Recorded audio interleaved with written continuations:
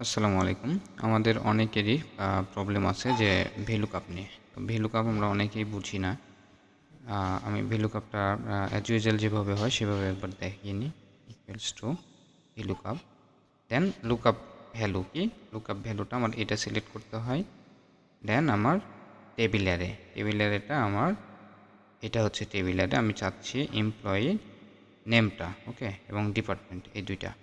ঠিক আছে, দেন আমার কি সিলেক্ট করতে হবে? Column index number. Column index number মানে এই যে বি নম্বর কলামে আমার হচ্ছে এমপ্লয়ি নেম আছে, দ্যাট মিনস বি নম্বর কলামতে কত নম্বর?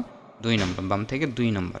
তাহলে 2 then comma range lookup true or false, মানে দ্যাট মিনস এটা হচ্ছে কি আমার কন্ডিশন, ওকে?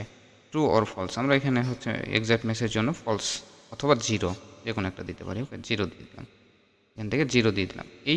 এই ফর্মুলাটা অনেকেই বোঝে না, ঠিক আছে? এই ফর্মুলাটা অনেকেই বুঝতে পারে না যে লুকআপ অ্যারে কি, টেবিল অ্যারে রেঞ্জ কি, ঠিক আছে? লুকআপ ভ্যালু কি, এগুলো বুঝতে পারে না। এই জন্য একটা শর্টকাট আছে যেটার মাধ্যমে আমরা শুধু ওইটা দেখে ওইটাকে ফলো করে আমরা ধরিয়ে দেবো, ওকে? দেখুন ইকুয়াল টু, যারা বুঝেন না তাদের জন্য এই ভিডিওটি। VLOOKUP ফর্মুলাটা কল করার পরে আমি কন্ট্রোল+A সিলেক্ট করব, ওকে?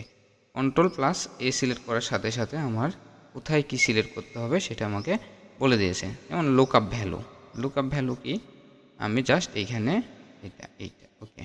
এখানে সিলেক্ট করে দিলাম। টেবিল অ্যারে কি? এখানে গিয়ে আমি কি টেবিল অ্যারেটা এখানে সিলেক্ট করে দিলাম। কলাম ইন্ডেক্স নাম্বার কি? Column index number 2। দেন আমার লজিক্যাল ফাংশনটা কি? True or false. That means আমার ফলস দিয়ে দিই এক্সাক্ট মেসের জন্য। 0 করে দিলাম। 0 মানে ফলস। ওকে, এখন আমি ওকে প্রেস করলে আমার কিন্তু VLOOKUP শেষ।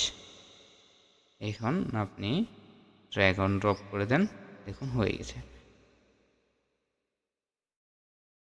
আশা করি ভিডিওটি ভালো লাগবে। লাইক, কমেন্ট, শেয়ার দিয়ে পাশেই থাকবেন। Thank you so much.